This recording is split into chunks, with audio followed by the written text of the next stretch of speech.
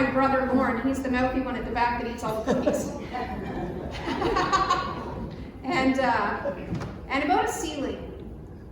So when we bought our 1875 stone house project, which is between Winchester and Williamsburg, the kitchen had a drop ceiling, and it was pretty nasty. It was covered in, like, it was a white drop ceiling, and covered in stains, and like there had been mice in there. It was just nasty. So we pulled it down, and we were pretty excited to discover underneath it a wooden ceiling. Like, the whole ceiling was wood, like a floor, but on the ceiling.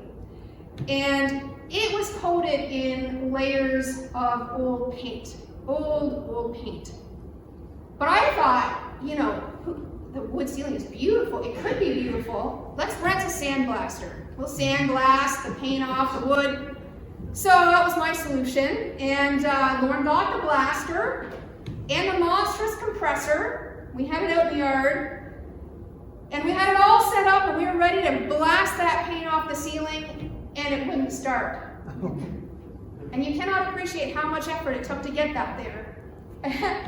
So we were exhausted and frustrated and standing there wondering why we ever started this stupid project in the first place. And then in a moment of pure frustration, Lauren, she climbs up the ladder and smashes one of the pieces of wood on the ceiling, pulled down one of the ceiling boards, and then we stood up underneath it and looked up. And there were beams, massive beams, a foot wide, hidden underneath the 2 layers of ceiling. And that moment changed everything. We got excited. Almost giddy, actually. We forgot about the sandblaster not working, and we started ripping down boards as fast as we could. I think I have a picture of this. There it is. That's just after the temper tantrum, and then the realization that there were beams underneath those the wood. And you can go to the next slide. Oh. All right, so they weren't ready at that point to be revealed yet. They were black with smoke, and they needed to be sanded and stained and refinished, and I got up and I sanded all the beams with a palm sander. It took a long time, and refinished them all. But then if we wanted to run lighting, it's really hard to run lighting. You can't go this way across the beams. So kilometers of wiring Lauren ended up running. And then, of course, we needed to drywall between them, and we did that, and paint and all that stuff. So this is what it looks like now. Beautiful. Keeping what was true and beautiful and authentic required far more work than covering it up would have. And that moment became like, it was the pattern of the entire restoration project for us. So I think I have, okay, so this is what the kitchen looked like before. And we started ripping everything apart, right back to the walls. And behind that old stove and those cupboards, when we ripped those off, we found this. There's a fireplace. Oh. It is actually 7 feet wide. Oh. It is massive. I joked with the kids that when they came to visit, they'd have to sleep in there. Like a new room. That was not in the plan. Like, we thought there would be cupboards anyway. We put cupboards in front of it, but then we saw this. And then it was like, well, we need to restore that. And across from that, this fireplace in the living room, there's another fireplace. And we pulled the brick off that fireplace, and it was a solid stone giant fireplace too. So then that meant that we needed to make it functional, and it hadn't actually worked in 100 and some years. And the previous owner had filled it part way up with concrete. Oh. So Lauren and a friend that day, they actually told me to leave because I was so nervous about it. They were underneath it with a jackhammer there in the concrete. And then to get it working and functional, we had to run a pipe, which meant renting thing to get up on the roof and like running the pipe. So we did that. And the next slide is what it looks like partway through, but you can kind of see it's been restored. And then we started ripping down all the paneling off the walls, and then that led underneath the paneling to plaster and lath. I don't know, I took the plaster and lath out of most of the house. If you've ever done that, well, just don't. You didn't hardly, you didn't. Don't put your hand up. What? You're saying we. No. I did that. It started as a minor restoration. We decided to do a full restoration. Oh, well, no, I because remember the we. so when I saw these things, we had to keep them. We had to keep them. And Imagination. we were not going to go and put drywall over it, let's say. So, anyways, Lord said, well, then you're going to take out the plaster and lath. I did. And anyways, so if you look on the next, there's the kitchen and the stone walls. So when the mason, I had a real mason come in and do the fireplace, but I watched him do it, and I told him, I said, how much would it cost for you to do the whole inside of the house? So that's about $100,000 project. Like, can I pay you to teach me how to do it? So he actually graciously taught me without any payment, and he would come in and do the stone fireplace, and I'd be working on the walls, and then he'd correct what I'd done wrong, and then I ended up it took me almost half a year, every morning before work, every night and every weekend, to repoint all the stones in the house. So this is kind of where the kitchen's at this point. In the next slide, okay, so that's the before, and the same shot now. So the whole house is basically this. We peeled everything back to see the rafters, and this is why it's been 3 years. So far we're not done. And again, what looked to be finished turned out to be hiding something I thought was spectacular and we needed to keep. And then to actually see that through required a significant amount of patience and a willingness to completely gut the plan we went into with, and a commitment to put in the work. We didn't know what we had when we started, and certainly didn't know what we would end up with. But we had a star, and our star was simple, and it was deeply personal. We wanted to create a home that we could grow old in, a home that was ours. I was adopted from my first home, and this was going to be the place that we created together and left behind. And that was the star that we followed.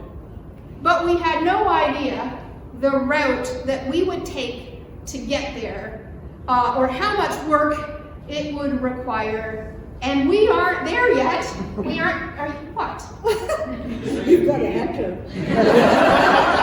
Well, yeah. This star you're talking about, see, I was going to put drywall over it. Yes, He decided to do a full restoration. Yes. It looks beautiful. Yeah.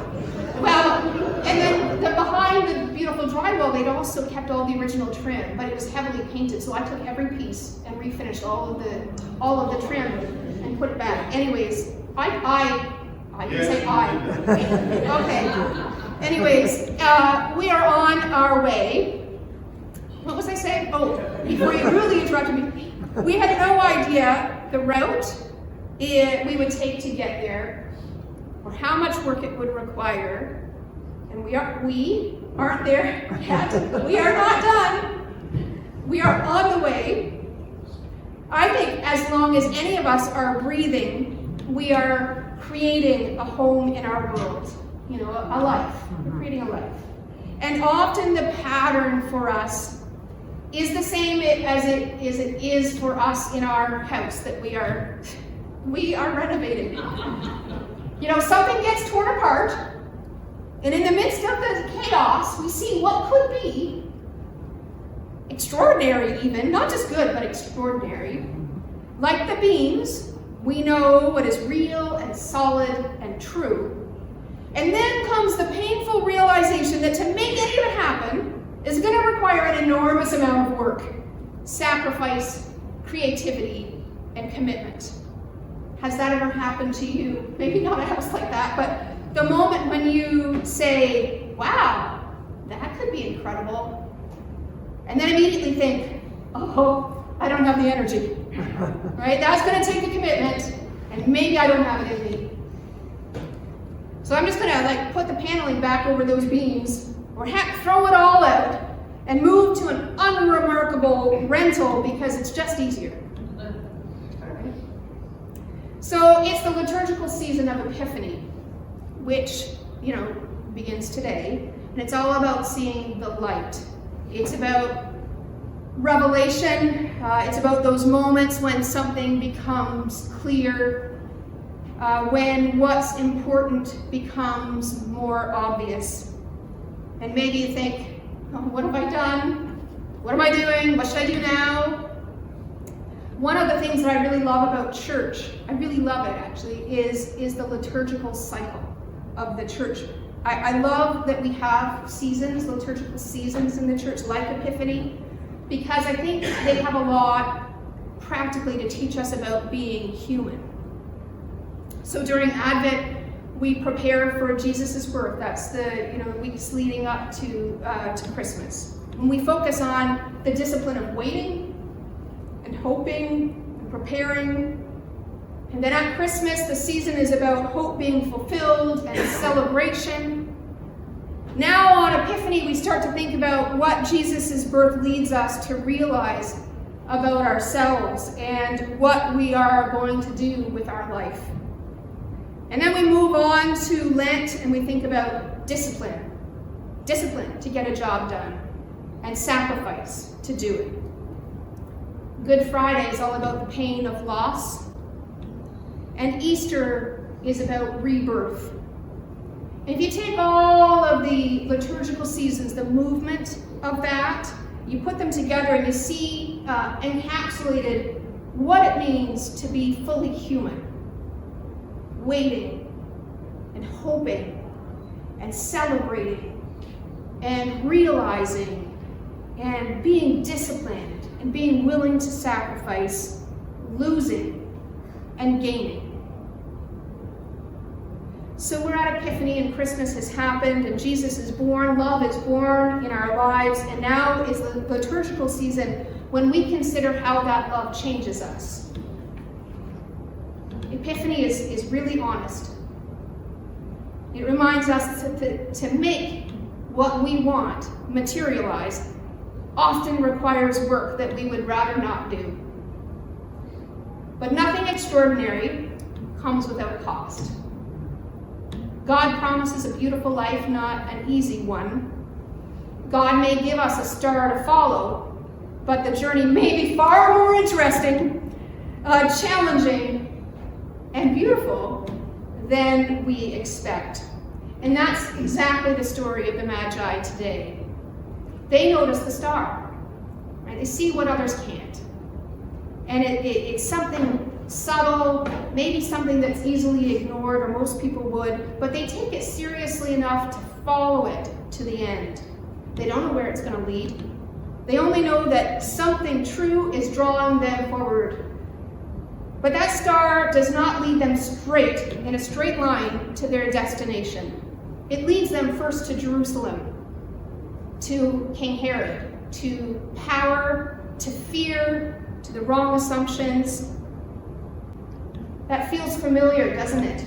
So often when we begin a journey of faith or healing or change, we assume meaning will be found where things already look finished, where they look authoritative, where the answers look easy, but those places can't always hold what we're seeking. And so with the Magi, they start there, and then they pass through there and arrive in Bethlehem, and there is not a palace there. It's not a seat of power. There's a child that is ordinary, vulnerable, and holy. And they kneel and they offer their gifts, and in that moment, everything shifts, it changes. And here is the line that I think matters most in this story.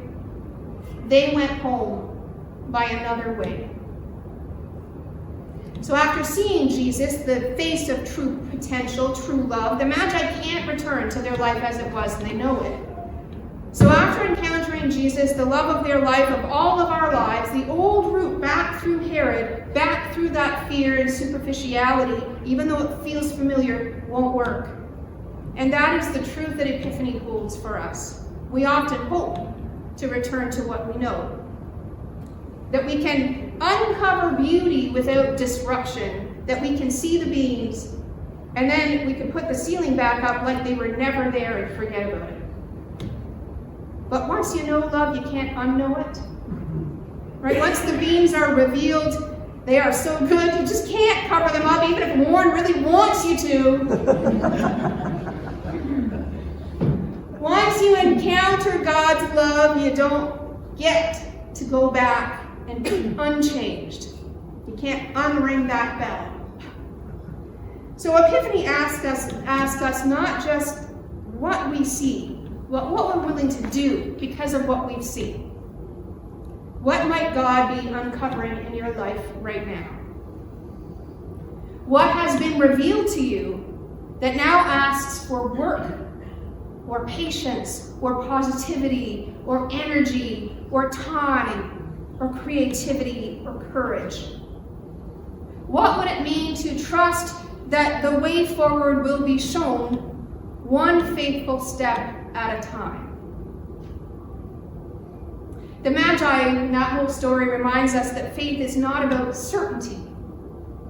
It's about attentiveness. It's about following the star even when the route is unclear. And it's about having the courage to go home and to create home another way because love requires it. May we trust in the light that we have been given. May we have that patience and strength and energy to do what is required, and may we be brave enough to not only say this could be beautiful, but also committed enough to do the work to make it so. Because when we're standing in the messiness and the majesty of life, and we are looking up at something solid, something unique, beaming and bright, we can't help but follow the light. And the good news for us as Christians in the way that we see the world is that we know that if it is of God, it cannot fail. Thanks be to God. Amen. Let's sing together.